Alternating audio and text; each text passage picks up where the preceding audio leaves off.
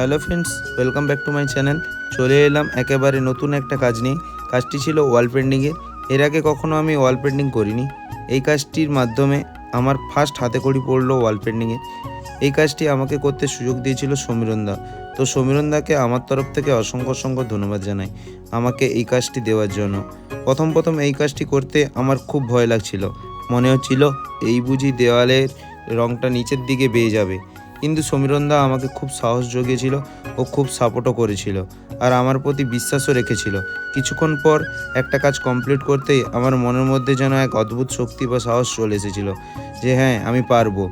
তারপর সমস্ত কাজগুলি কমপ্লিট করার পর বাড়ির মালিকের বা বাড়ির সমস্ত মেম্বারের মুখে একটু প্রশংসা শুনে আমার তো মন ভরে গেল।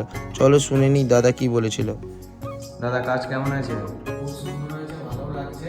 প্রজাপতিটাও খুব সুন্দর হয়েছে, সব গাছই ভালো হয়েছে। ডিজাইন সব সুন্দর হয়েছে। তোমার মনের মতো হয়েছে তো? হ্যাঁ।